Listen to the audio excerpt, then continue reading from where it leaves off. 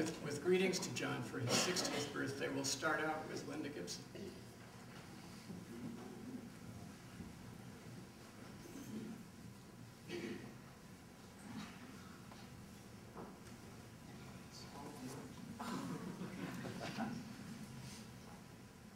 Well, I hope somebody was filming this because I was watching, you know, like all of us waiting for John, and this was, as it came to me, the perfect MasterCard advertisement. You know, Lisa's planning for 2 years, gazillions of dollars. The food and the invitation, another gazillion dollars. John's speechlessness, priceless.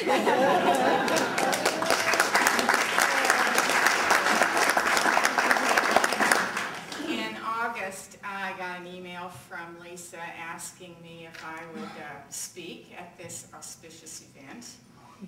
And that voice in my head went, no, no, you hate to speak in public. You know how you get. Your hands get clammy and your mouth gets dry. You are not cool and calm like John Scully. You're not witty, you're not funny.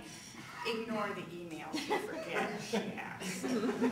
That really worked well for about a month, and then I got another email. And Lisa said, haven't heard from you about speaking at John's party. And so I replied back saying, oh, I'm really flattered that you asked, but I'm going to pass. Because you did say, Lisa, you didn't want this to be stress, you know, no stress, and those are words to live by. So I was going to come and enjoy the event. But then I thought, wait a minute, what am I thinking?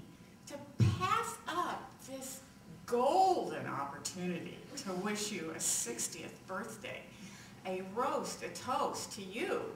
How could I pass that up? So I put on my big girl panties, took a Xanax, and here I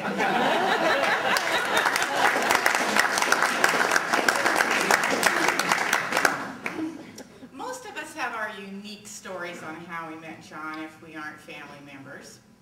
And I think I have a very intimate one to share with you. I can tell you things you don't know about John. He's missing his second bicuspids, his wisdom teeth. He flosses every day, or you used to. And in spite of what some of you may think, he has a very small mouth. So, as his dental hygienist who cleaned his teeth for years and years, I could now at this point in time make some other comments about you being long in the tooth, but then I think that would probably come back to bite me. So 60, wow, John, you are leading the way for many of us very graciously, and I thank you for that.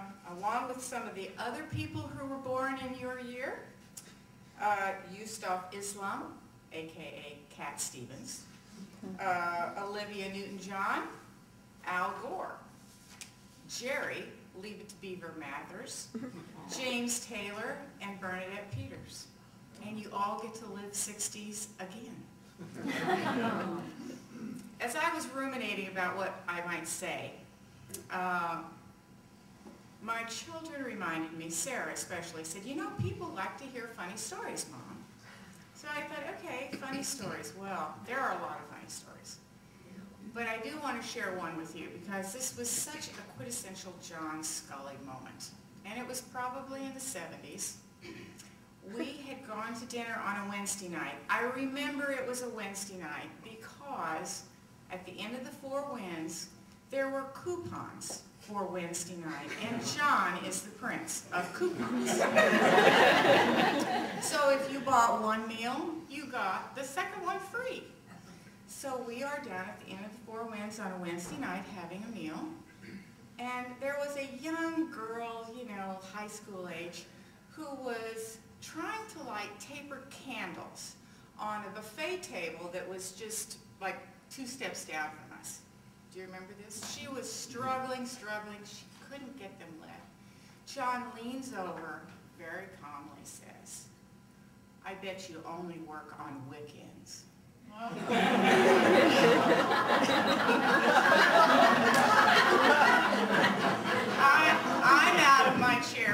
laughter, and the girl looks up and says, "No, I work every day of the week." We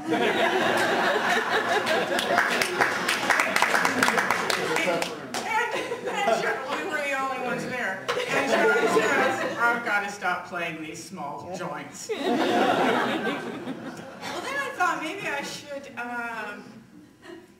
tell about some of the limericks you and Mark came up with after. But then, maybe I should leave that tomorrow. Okay, I'll leave that tomorrow.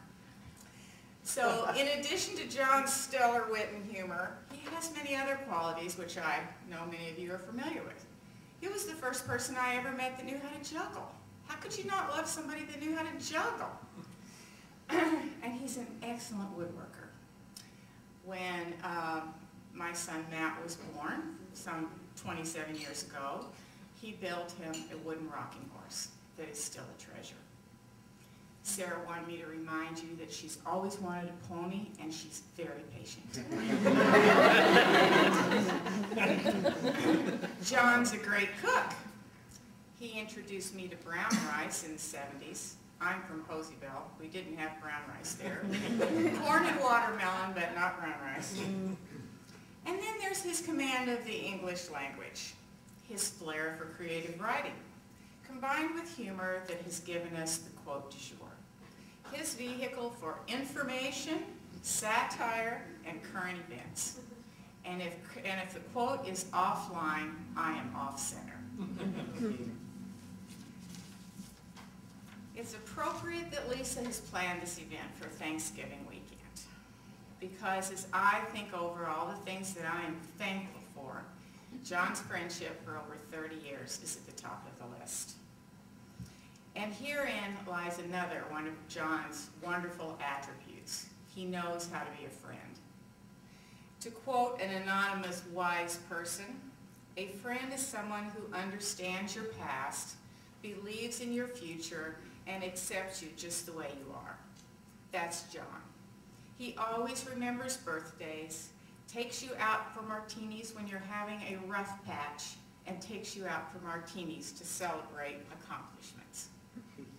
Thank you, John, for making me laugh, for being my friend, for sharing your mother, who was Nana to my 2 children, Matt and Sarah, and for being a colorful block in the patchwork quilt of my life. Seeing all these people here today is a tribute to you and a well-deserved one. And in closing, I want to paraphrase Bob Dylan. May your wishes all come true. May you always do for others and let others do for you. May you build a ladder to the stars and climb on every rung. May you stay forever young. May your hands always be busy. May your feet always be swift. May your heart always be joyful, your song always be sung. May you stay forever young, may you stay forever